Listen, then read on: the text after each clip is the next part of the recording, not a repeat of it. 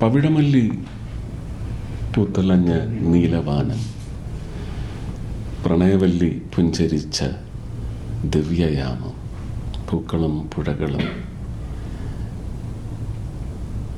ഭൂമി സുന്ദരമാക്കി പോയി.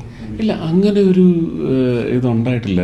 ശ്രീനേട്ടന് എനിക്ക് തോന്നുന്നു അതിനകത്ത് മാത്രമാണ് ഒരു മതിൽക്കെട്ടുണ്ടായിരുന്നത്. സ്നേഹമൊക്കെയാണ് വന്നാൽ അപ്പം തന്നെ ഈ ഉയരം അത്രയല്ലേ ഉള്ളൂ. എപ്പോഴും ഇടുപ്പിന് അത് ഗോവി സാറിൻ്റെ മോനെന്ന് പറഞ്ഞുള്ള ഒരു സ്നേഹം എപ്പോഴും പ്രകടിപ്പിച്ചിട്ടുണ്ട്. ആനവാൽ മോതിരത്തിൽ അദ്ദേഹത്തിൻ്റെ നിർബന്ധമായിരുന്നു ഞാൻ ആ റോള് ചെയ്യണമെന്നുള്ളത്. പലപ്പോഴും ഞാൻ ആ ഘട്ടത്തിൽ കുറച്ച് എനിക്ക് എൻ്റെ പ്രശ്നങ്ങളൊക്കെ ഉണ്ടായിരുന്നത് കൊണ്ട് എന്നെ കുറച്ച് കോക്സ് ചെയ്ത് നിർത്തിയിരുന്നത് ശ്രീനേട്ടനാണ്. പലപ്പോഴും ഞാൻ ആ സമയത്ത് ആ സിനിമ ചെയ്യണോ എന്നൊക്കെ വരെ ആലോചിച്ച ഒരു ഘട്ടമായിരുന്നു. പക്ഷെ അദ്ദേഹം അത്രയധികം കോക്സ് ചെയ്ത് അദ്ദേഹം സെഞ്ചുറി കൊച്ചുമോനും ചേർന്നാണ് എന്നെ അതിലേക്കും ശരിക്കും പുള്ളി ചെയ്ത് കൊണ്ടുവരുന്നത്.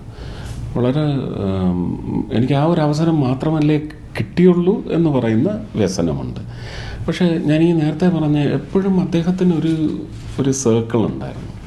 അത് സത്യേട്ടനും ഒരു പരിധി വരെ പ്രിയദർശൻ, ഒരു പരിധിയല്ല, ഇവരാൽ ചുറ്റപ്പെട്ട ഒരു വലിയ ശക്തമായ വലയം അദ്ദേഹത്തിനുണ്ടായിരുന്നു. എനിക്ക് തോന്നുന്നു സത്യേട്ടനിൽ നിന്നുള്ള ഒരുപാട് ഇൻഗ്രീഡിയൻറ്റ് സപ്ലൈയും ഒക്കെ ശ്രീനി എന്ന് പറയുന്ന സിനിമാംശത്തെ ഒരുപാട് സപ്പോർട്ട് ചെയ്തിട്ടുണ്ടെന്നാണ് തോന്നുന്നത്. അതുപോലെ തന്നെ പ്രിയദർശനും ശ്രീനേട്ടനുമായിട്ടുള്ള ഒരു കോമ്പിനേഷൻ നമുക്കെപ്പോഴും ഒരു പുഷ്പകാലമാണ് സമ്മാനിച്ചിട്ടുള്ളത്. ശ്രീനേട്ടനെ കുറിച്ച് ഓർക്കുമ്പോൾ തന്നെ മനസ്സിൽ വരുന്ന കാഴ്ച വേറെ എത്രയുണ്ട്. നമുക്ക് നാടോടിക്കാറ്റിലെയൊക്കെ കാഴ്ചകളെന്ന് പറയുന്നത് നമ്മളെ എന്താണ് സന്തോഷത്തിൻ്റെ പരമ്യതയിലെത്തിക്കുന്ന മുഹൂർത്തങ്ങളാണ് അതിനകത്തുള്ളത്. പ്രകടനത്തിൻ്റെയും വളരെ ചെറിയ ചില ഗസ്റ്റേഴ്സിലൂടെ.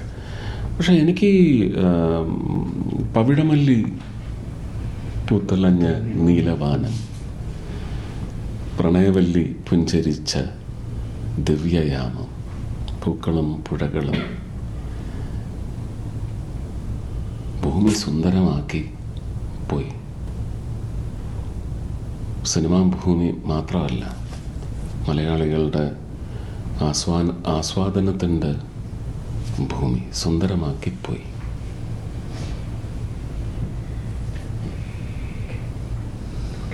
ഇടയ്ക്കൊരു വരി വിട്ടുപോയില്ല. പൂങ്കിനാവിൻ ലഹരിയും ഭൂമി സുന്ദരം. ആ പൂങ്കിനാവിൻ എനിക്ക് അദ്ദേഹത്തിൻ്റെ ഒരു ചേഷ്ടയാണ്. 2 കൈയും പോക്കറ്റിലിട്ടിട്ട് ഈ സ്റ്റെപ്പ് വെച്ചത് മുമ്പോട്ടും പുറകോട്ടും സുനന്ദയെ കാർത്തികയെ ഇംപ്രസ് ചെയ്യാൻ വേണ്ടിയിട്ട്. ഭയങ്കര ബാലിശമായിട്ട് തോന്നുമെങ്കിലും ആ ബാലിശത്തിൽ പോലും ഒരു മെച്യൂരിറ്റി ഓഫ് സിൻസിയറിറ്റി, ഇതൊക്കെ നമുക്കതിനകത്ത് കാണാൻ സാധിക്കും. വലിയ കലാകാരനാണ്, വലിയ കലാസാഹിത്യകാരനാണ്. സിനിമാ സാഹിത്യകാരൻ എന്ന് പറഞ്ഞൊരു വിളംബരം വരുമ്പോൾ എനിക്ക് തോന്നുന്നു ആദ്യത്തെ പേര് ശ്രീനേട്ടൻ്റെ മറ്റ് പല മഹാന്മാരുടെയും മഹതികളുടെയും കൂട്ടത്തിലുണ്ടാവും. പപ്പേട്ടനെയും MT സാറിനെയും ഒന്നും മാറ്റി നിർത്തിയിട്ടല്ല, പക്ഷെ അവരുടെയൊക്കെ കൂട്ടത്തിലിരിക്കാനുള്ള വേറൊരു തലത്തിലുള്ള യോഗ്യത അത് അദ്ദേഹത്തിന് മാത്രം അവകാശപ്പെട്ടത് അതുണ്ട്.